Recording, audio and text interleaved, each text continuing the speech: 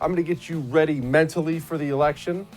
This Hunter Biden stuff getting actually worse for Joe Biden. And finally, a movie trailer I can get behind. All that's coming up right now on I'm Right.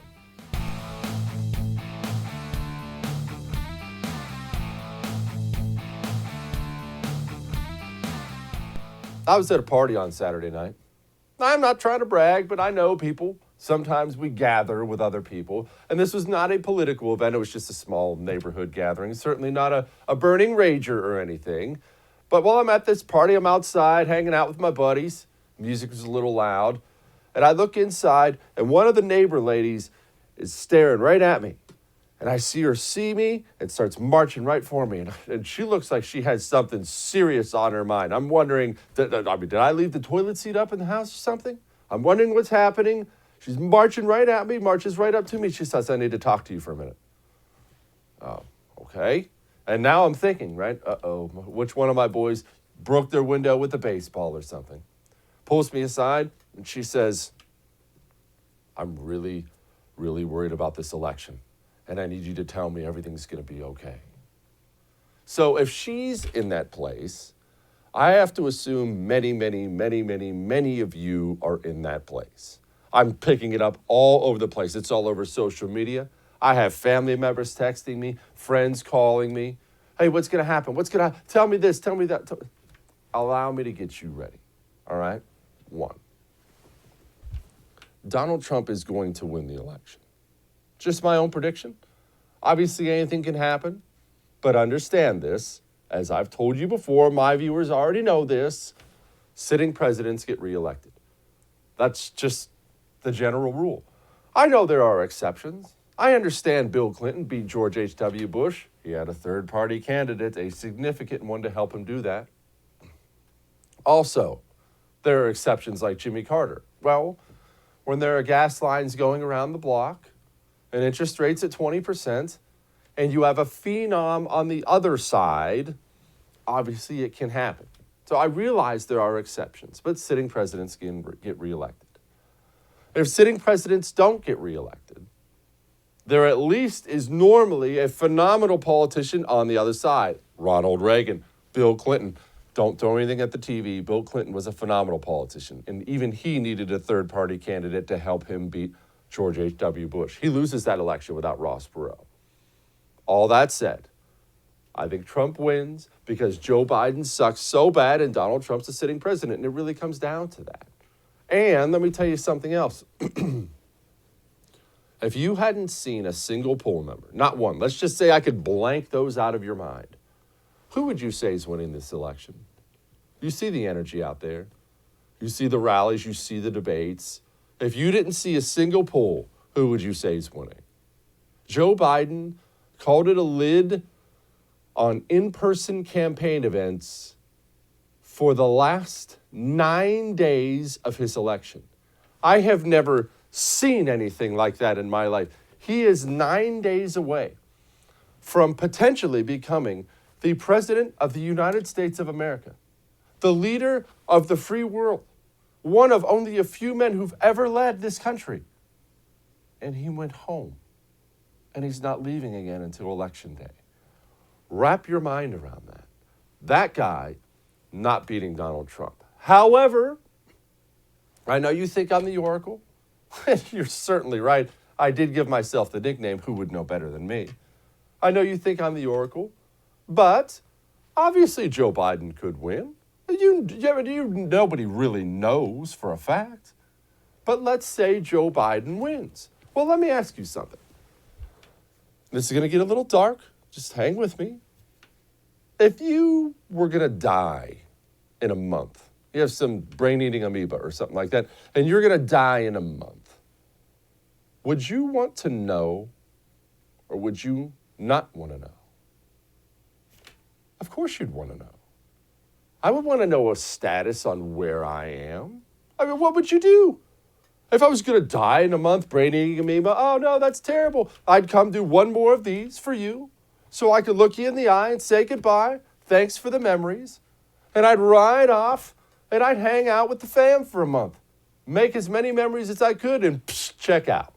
I'd want to know. So I know where I stand and can plan accordingly. Everything I told you about sitting presidents getting reelected is a fact. That part is a fact.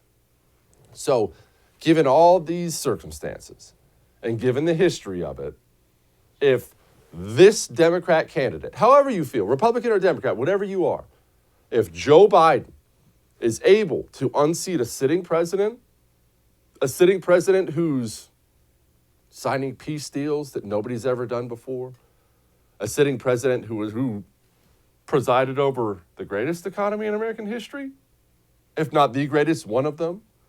Oh, I understand he's rude and brash and people don't like this and don't like that. I get that. But on the whole, Donald Trump's a good president. Very, very good. If Joe Biden can hide in his house and beat Donald Trump, it's not ideal. I realize that. It's terrible. It sucks. I'll be doing an election night special right here, licking my wounds on live television with you that night if it happens. I'll be bummed with you. I'm not telling you it's fine.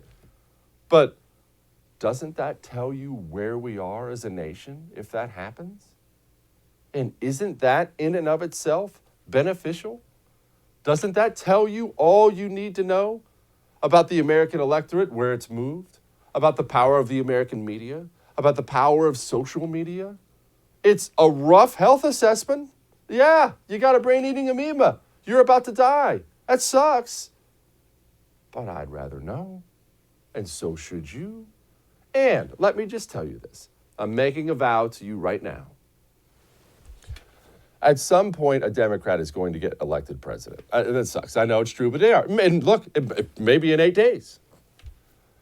If it's Joe Biden or somebody 10 years from now, I'm telling you right now, I'm still going to be here talking to you, Lord willing, every single night.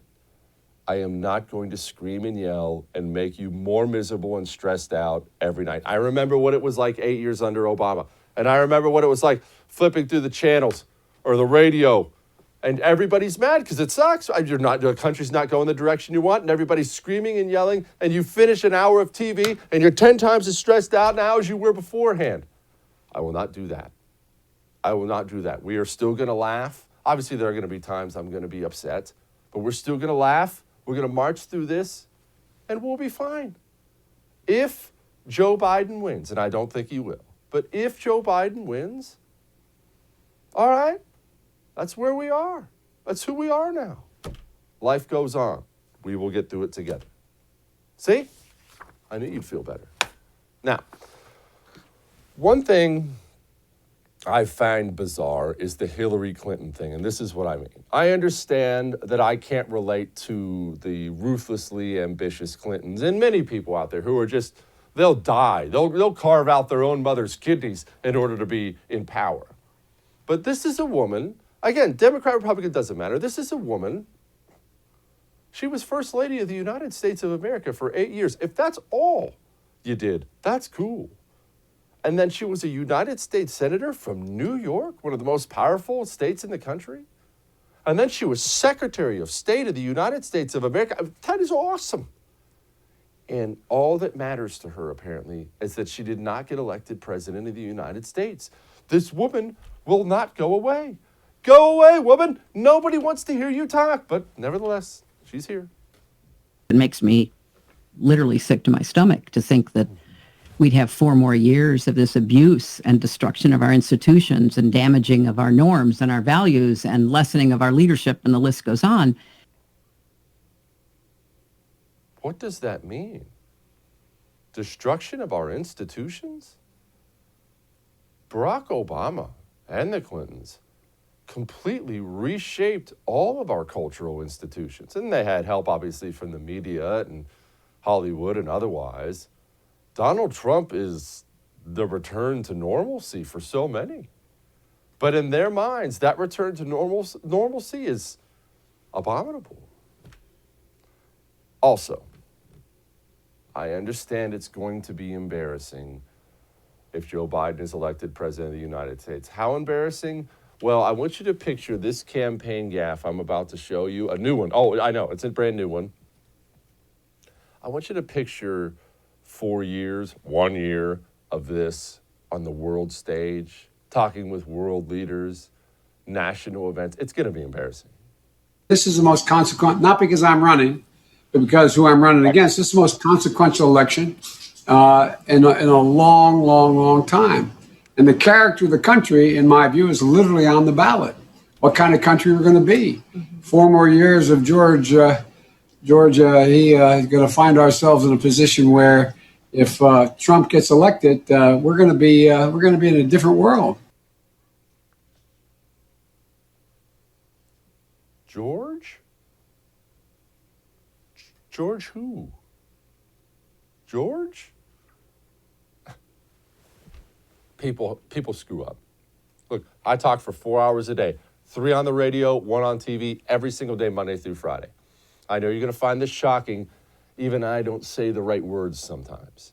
However, screw-ups this big from the President of the United States of America, that's really going to suck. Which, again, back to my original point. If that guy is able to beat Donald Trump, okay, that's where we are. And you know what people forget about Joe Biden, because the media is out selling this nice guy routine so hard? Joe Biden's nasty. Remember all the clips I've showed you about him snapping at media people? Nasty. Snapping at supporters, potential supporters. Remember when he called the one guy fat? Well, now he's calling people chumps. I'll work as hard for those who don't support me as those who do, including those chumps with the microphone out there. Look. Those chumps with the mic. He keeps doing that. He did that at the debate the other night, too. It's not about red states and blue states. I want to be president of the United States. Also, everyone who's had problems, those are the people in the red states. Obama did this all the time. He was famous for it. And, of course, the media lets him get away with it. Oh, stop being partisan. Everybody wants to play political games. Stop playing political games and just do all the Democrat things that I want to do. But look, at least Kamala Harris will take over once Biden craps out after about a month. You're considered the most liberal United States senator. Somebody said that, and it actually was Mike Pence on the debate stage. But Yeah. Well, actually, the nonpartisan GovTrack has rated you as the most liberal senator. You supported the Green New Deal. You supported Medicare for all. You've supported legalizing marijuana. Joe Biden doesn't support those things. So are you going to bring the policies, those progressive policies that you supported as senator, into a Biden administration? what I will do, and I promise you this, and this is what Joe wants me to do, this was part of our deal. I will always share with him my lived experience as it relates to any issue that we confront. And I promised Joe that I will give him that perspective and always be honest with him. And is that a socialist or progressive perspective? No. The laughing. She's always doing this. It's like there's some kind of glitch in the robot or something. Whenever she's asked a hard question, Democrats are so used to just getting tossed softball after softball. When she's pressed on anything, she does the weird laughing. It's creepy. All that may have made you uncomfortable, but I'm right. We got a great, great show for you tonight. We'll be back.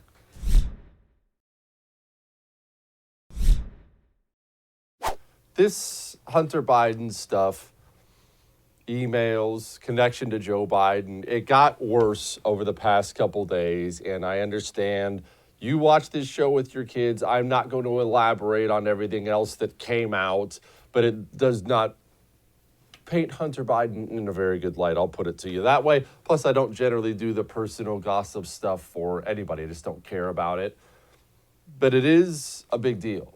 And remember, this is not a Republican disinformation campaign. The Federal Bureau of Investigation, the Delaware State Police, there are at least 4 copies of this hard drive out there now. Multiple people can see it and confirm it and put their eyes on it and hands on it. We know this stuff to be true.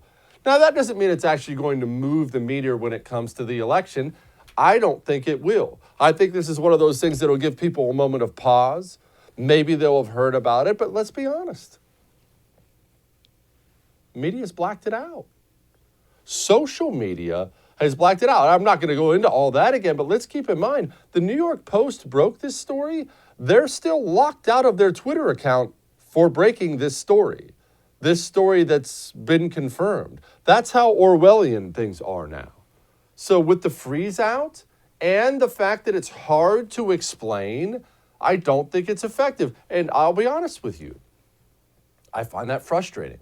Now, that's because I'm a political nerd, as you are, because you're watching me right now. So you're more than happy to comb through okay, well, this email said this, hang on, and that, when you merge that with this one, he's obviously talking about this guy, and the normal person, you already lost them. Their eyes are glazed over, you lost them completely. So they can't, it's hard to get people to follow along with it and realize how bad it looks. And the simple truth is this: Hunter Biden is a man with a long list of problems. And I'm not even going to pile on the guy. We all know somebody who struggles mightily with addiction and other things. God bless them. I hope they get the help they need. But the truth is, Joe Biden, very obviously, if you look into this at all, used his position as vice president to get a lot of money in his son's hands. And if you read the emails, his son was required to kick some of that money upstairs to Joe. These are facts. We know them now. And not only is there a media freeze out, Joe Biden is allowed to get away with saying things like this when he's asked about it. From what I've read and know, the intelligence community warned the president that Giuliani was being fed disinformation from the Russians. And we also know that Putin is trying very hard to spread disinformation about Joe Biden. And so when you put the combination of Russia, Giuliani, the president together, it's just what it is. It's a smear campaign because he has nothing he wants to talk about. What is he running on? What is he running on? A smear campaign? And it's one thing to say that, but it's another thing to have the reporter just, yeah, that must suck. Sorry you're being smeared. He gets away with this time and time again. Oh, no, nobody said he did anything wrong. He'll yell that at people. Well, what are you talking about, Joe? We're reading the emails. Everyone said he did anything wrong. No one said he did anything wrong. It's weird. And you know what else is weird? Journalists who spent the last 4 years whining about Donald Trump treating them poorly, constantly just laying down and taking it when Democrats scold them, like Joe Biden does here. Okay, Mr. Biden, if I can. Sure. Questions of controversy continues today about Hunter Biden, your son's. There is no controversy about my son. doing It's just all a lie. questions. It's a flat lie because the president has nothing else to run on. If you notice, and while American people are talking about what's happening to their families, he has no plan. In the debate, he has no plan. Everything from the Wall Street Journal over every other major news outlet has said what he's saying is simply not true about my son. But it's classic Trump. Classic Trump. Wait, what? How's that an answer? And again, take the stupid mask off. You're 90 feet away from everybody. Take the stupid mask off. Good freaking grief. Chris Wallace, to his credit, hammered away at Gretchen Whitmer about it. Governor, respectfully, I do need to ask, Governor, I do need to ask you this, though. There is evidence, it may be that Biden didn't take money, but clearly his brother, his son were involved in business dealings. There was talk about the Biden name. Wasn't that inappropriate for that to be going on while he was vice president? It sure sounds like influence peddling. And doesn't he owe a fuller accounting?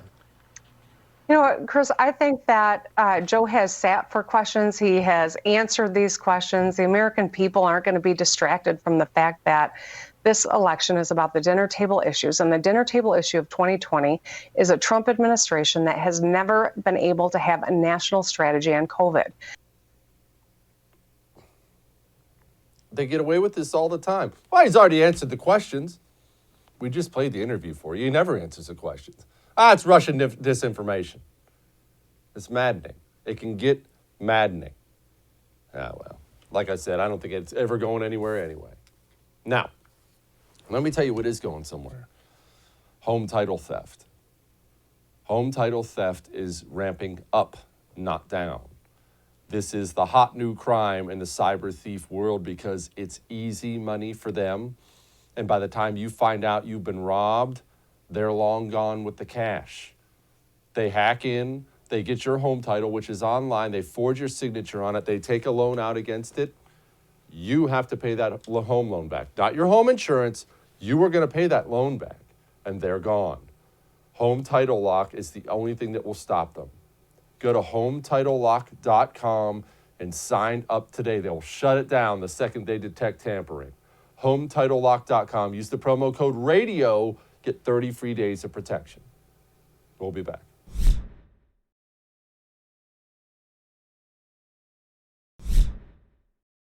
Joining me now, senior policy analyst from the Independent Women's Forum and somebody who's more than happy to argue with me when she thinks I'm wrong. So I'm going to toss Inez Stepman my theory out there. Inez, I am pretty positive Donald Trump's going to win re-election. Sitting presidents get re-elected. If they don't get re-elected, it's because there's generally a phenom on the other side. Nobody in their right mind would accuse Joe Biden of being one of those things. But if it doesn't happen, I'm trying to comfort people tonight by saying at least we know where we are. I mean, if that idiot can unseat a sitting president who's got a laundry list of good accomplishments, that sucks. But that's where we are as a country now. Where do you stand? Well, I'm not quite as pessimistic as a lot of people are about this election, particularly because I just don't think, and I don't even think it's a nefarious thing. I know some people think it is with the polls, but there's two aspects of this that I doubt the polls are really capturing. One is, obviously, we're all going to be voting in completely different ways. There's going to be a different electorate this year because of all the different ways in which we're voting. Now, that is definitely something to worry about in terms of voter fraud, but it also means that matching up who is or is not going to turn out, I could make a dozen different arguments for each side as to whether each side will be helped or hurt by that. So that's one aspect, just a technical one. I don't think we know who is going to vote even on sort of normal terms this time around.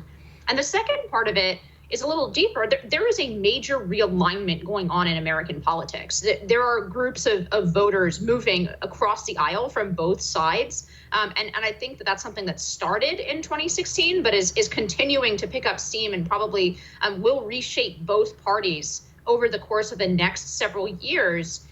Again, this is not something that pollsters have to rely on guessing what the electorate looked like in 2018 or 2016. And I think in a time of realignment, those kinds of guesses are often not great and not as good as they might have been, let's say, between 2004 and 2006 or 2006 and 2010. I think when the electorate is fundamentally changing underneath and people are moving back and forth between the parties, that's not something that polls can really capture. So I don't know who's ahead. I don't know who's going to win, but I don't think that Joe Biden is 9 points ahead or whatever ridiculous numbers we've seen sometimes from some of these polls. I think this is a tight race. And as explain to me, because I'm going to ask you about both of these, who on the right is moving to the left and why? And actually, for once, I'm not insulting anybody. I genuinely want to know. You talk about realignment. I don't disagree at all. Who is that voter? Who was the career Republican voter who's now penciling in Joe Biden's name? I think there is a real suburban women phenomenon, educated suburban women who were voting Republican, especially in a lot of states like Nevada, Colorado, and frankly, like Virginia has been completely taken over by the district, by Washington, D.C., right? But prior to that happening, there were a lot of Republican suburban voters. Those voters are, I think, much more D-leaning than they have been in the past. And there's a lot of reasons for that, starting with the fact that this is just one group of voters that Donald Trump's personality does not resonate with, right?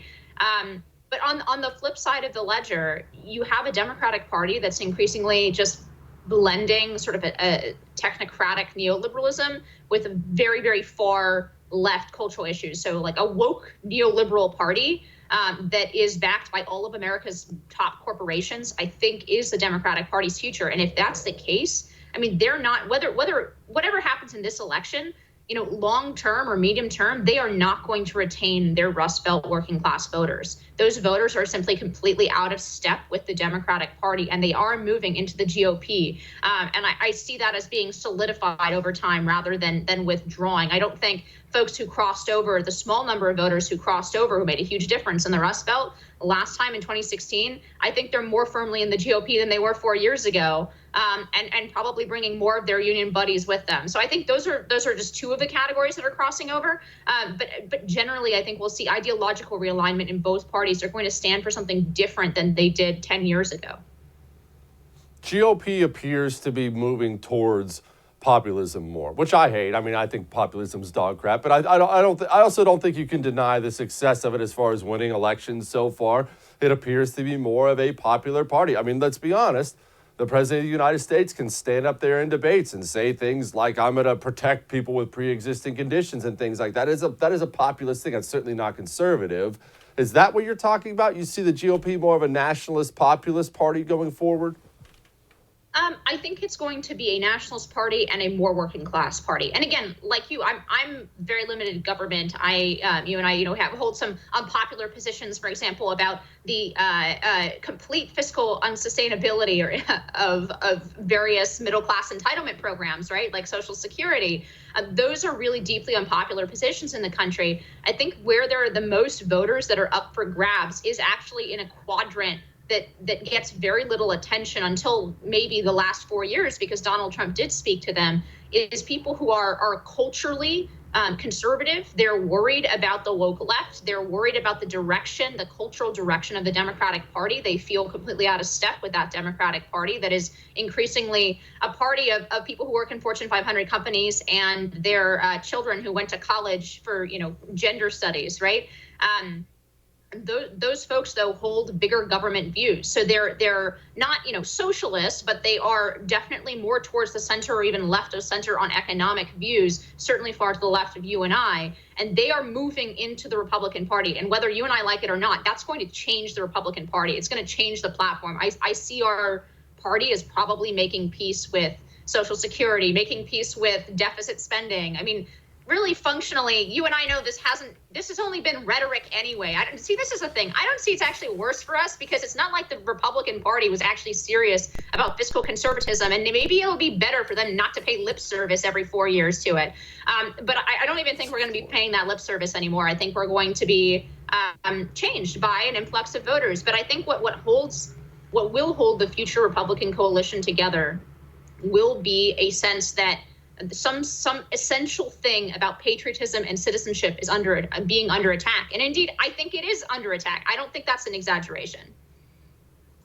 I don't think it is either. I see this as very much a, now it sounds really cliche, but it's a very much a patriotism versus non-patriotism electorate anymore. The Democratic Party doesn't even necessarily pretend to love the country. I don't know I don't know why that people consider it radical when I say that. They don't even really pretend to love it. The GOP, in turn, goes all in with 8 trillion American flags and fighter jets and everything else. I think that's just what we're going to have now for the future. That's really been interesting in the last, so I'm originally from California, and we've been doing this forever. So in California for a long time, at least, a couple decades, it has been a tell that you are a secret conservative or Republican or libertarian even, to put an American flag either on your car, out in front of your house. It was sort of the secret way of conservatives, like, wink, wink, nudge, nudge, I'm one of you too, because it had become so unpopular among people on the left to actually express patriotism for the United States. That's now gone national, right? You can be, I would say you can be 80-90% sure that when your neighbor puts a American flag out in front of their house, they're more than likely voting for Donald Trump, right? I don't think that's generally a good thing for the country, that patriotism has become the province of only one half of the electorate, but that's the sad reality. Well, Inez, then why are we a country now?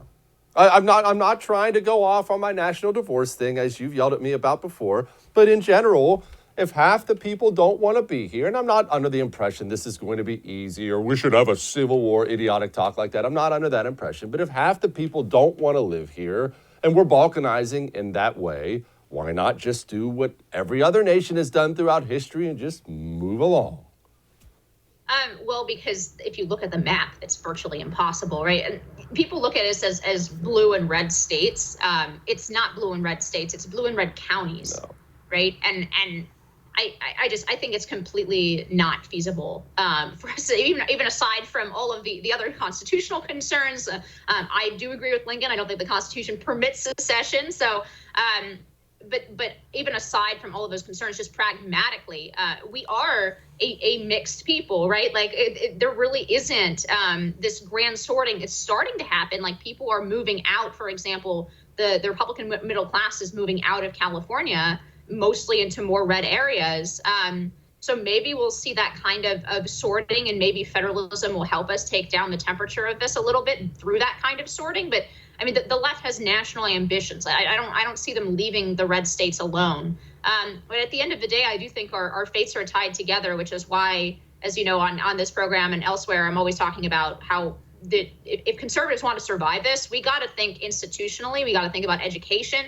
We got to think about what the voters of 10, 20, 30 years from now are learning, because that's why we're in this mess. That's why the American flag has become a political symbol for only half of the political spectrum, and the other half thinks that it's a xenophobic, awful, jingoistic thing to display the flag of our country. It's because of the education system. It's because of the universities. This entire sort of cultural moment that we're living through is payback for ignoring culture and ignoring the institutions that shape culture for the last 20 or 30 years. And we cannot let that happen again. If we have any shot, we cannot let that happen again. We can't let it continue.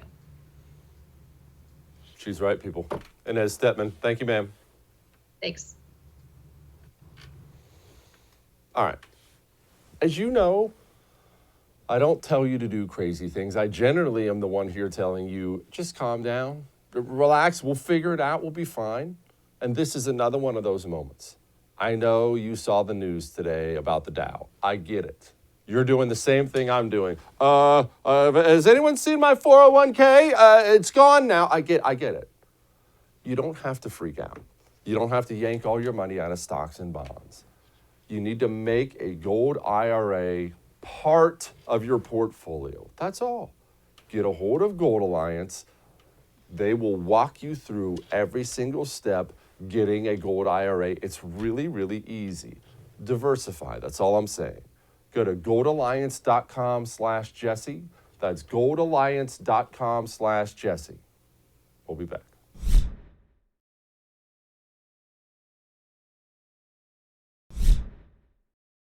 Joining me now to break down all kinds of smart things that I obviously can't break down for you is Chris Wilson.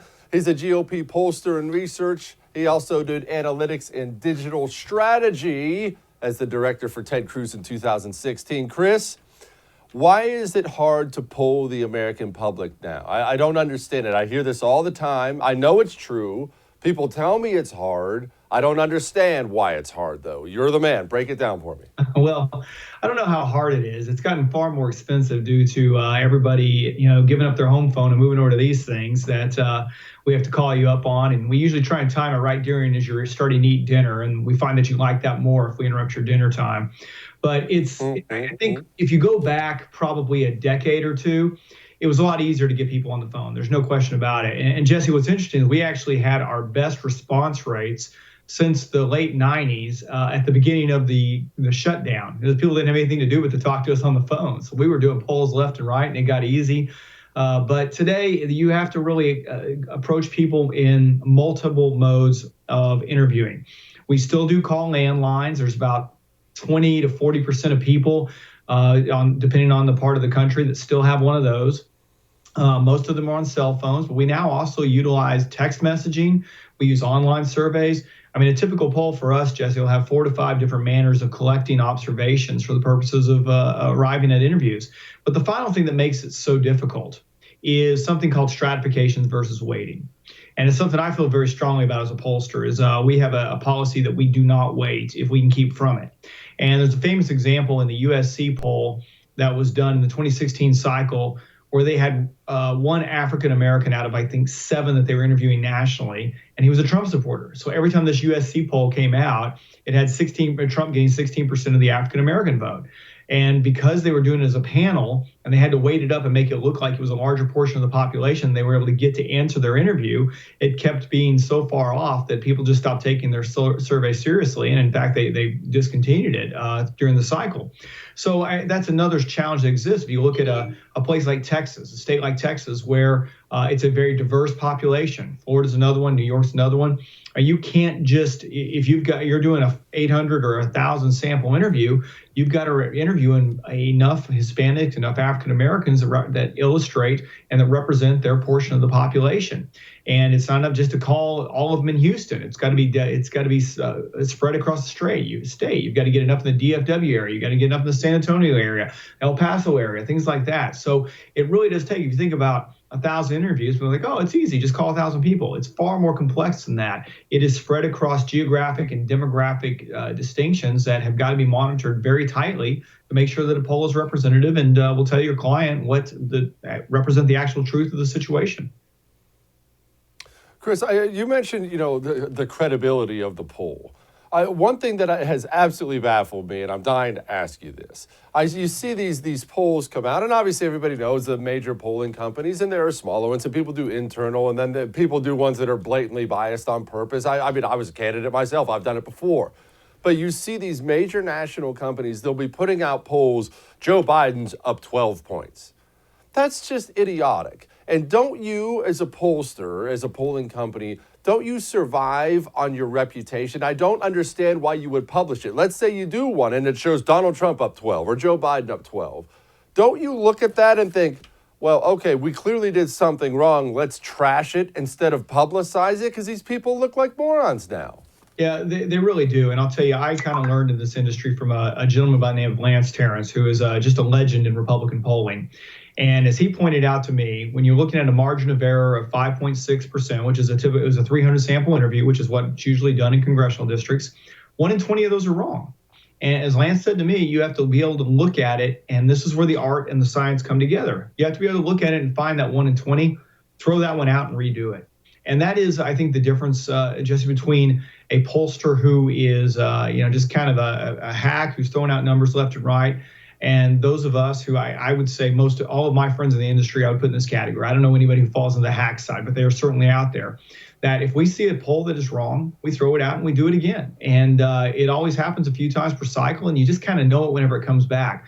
So some of the ones that you're talking about that are done by national media organizations, I think are done in a way that, you can interview more Democrats than should be representative. You can interview more Republicans than should be representative. But I do believe, and I've obviously got a huge personal bias here, those of us that work for campaigns, we only stay in business if we're right. If you were a candidate, and you know this, if I sent you a poll that said you were going to win and you lost, you probably wouldn't hire me if you ran again.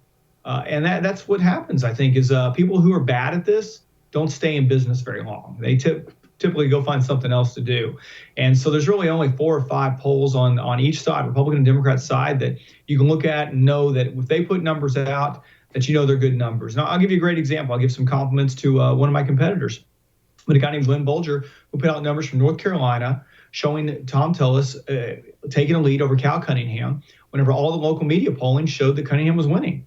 Well, I got to tell you, I would put my money on Glenn Bolger, even though he's a competitor, over the media polling in North Carolina any day of the week. And that's why when we look at these things, I do feel like there's a bias that's introduced. It's kind of, you can create a herd mentality. People, if they're supporting a candidate who's losing, they might be less likely to turn out and vote. If they're supporting a candidate who's winning, they might be more likely to turn out. And so that's why I really do get frustrated with some of these the media polls that I think they do put their finger on the scale. They interview a few more Democrats. And frankly, I saw a lot of this last year in 2018 in Texas. As you know, and you mentioned, I work for Ted Cruz, and I saw a lot of bad polling coming out, showing some showing Beto O'Rourke ahead, some showing him closer than he was. And I think it's unfortunate because they were trying to create a narrative that at some point can become self-fulfilling. You put out enough bad polling showing Beto O'Rourke is close enough to win, and what happens, Jesse? He goes and raises $90 million, and he's able to buy himself a close enough race to win. And it's that kind of that type of use of survey research does damage our credibility overall, and I think it's bad for the industry. Explain to me how the electorate has changed. Look, you obviously, it's your job to know it and study it. How has the electorate changed recently? 4 years, 8 years? How have they changed? Well, gosh, that depends on what part of the country you're looking at. And I think it's going to continue to change depending on who wins on November 3rd. You can go back and look at the electorate in 2008 and 2012 and some of the states that Obama won or came very close in that have now become hardcore Republican states. I mean, I'll point to Missouri as one where I don't know if you'll see another Democrat win in Missouri for a long time. That has a lot to do with the evolution that occurs with the voting electorate because of Obama. The flip side of this is there are some states in that the Republicans were very strong. You look at Colorado. Colorado was a safe Republican state up until really Bill Clinton, and then it started to flip and go the other direction. So the fact is that California is another example that Republicans won California almost every year up until the mid 90s. And so I think what you see in politics is like anywhere else, the world is a circular place. You have ebbs and flows, and I know what we see today in terms of the electorate changing and places where Republicans may be doing better probably won't be the case if you have a Biden presidency. And you're going to have a lot of places flip back that were becoming more Democrat will become more Republican. A flip side of that is under President Trump, just like we had under President Bush and then President Bush before him, we had some states that were safe Republican states that became more competitive.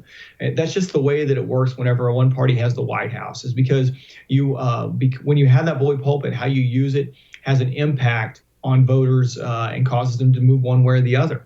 And I think that's what we're seeing now under President Trump. And I think we'll see it, whether it is under 4 more years or 8 more years, whatever the case may be, it'll start to swing back. Speaking of bully pulpit, I'm of the belief, and I seriously want you to just yell at me and call me an idiot if any of this is wrong. I'm of the belief that in part because of Trump and in part because of Ron DeSantis, that Florida is going to be closer. It's going to be more solidly red than it's been. You know, everybody knows Florida's always a coin flip. I believe Donald Trump has it in the bag, although I get out there and vote if you're in Florida. And therefore, that's part of the reason I think Trump's going to win. I don't see a path for Joe Biden's victory, a realistic path, if he can't win Florida. Where am I wrong?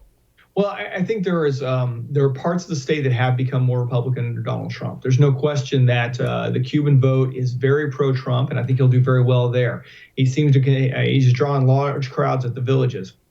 And, you know, Jesse, I'll call myself out here. In 2016, I kind of was dismissive of the whole crowd theory, because he's getting out large crowds, and Hillary Clinton couldn't get a few seniors in a field on a sunny day. I didn't feel like it was important.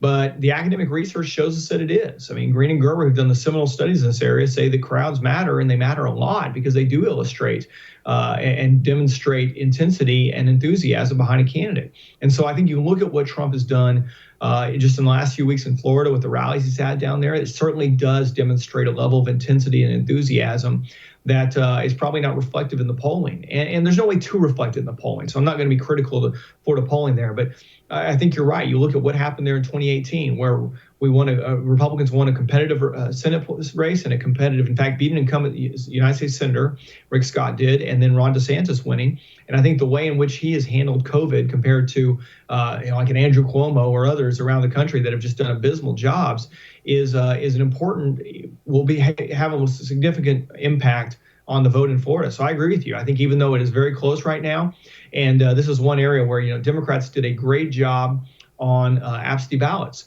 But now what we're seeing is Republicans are closing the gap in early voting. Republicans like to go to the polls. There's something about us that we don't like to fill out the form. We'd rather go do it in person. Probably a lack of trust for the Postal Service. I don't know. But when it gets down to it, I think you're going to see Republicans turn out in significant numbers in Florida. Yes, go vote. And I agree with you. I think you're right that Donald Trump will win Florida. I swear we're going to have this freaking guy on for the whole hour next time. Chris Wilson, thank you, sir. That was awesome. You bet. Thank you, Jesse. Take care. All right.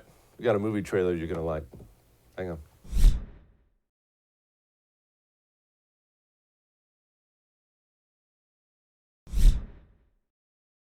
Kick back and enjoy this new movie trailer. I certainly did. So let me get this straight.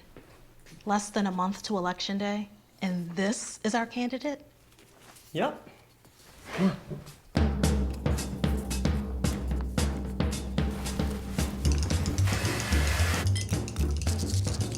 All we have to do is get him elected, and then we can do whatever we want.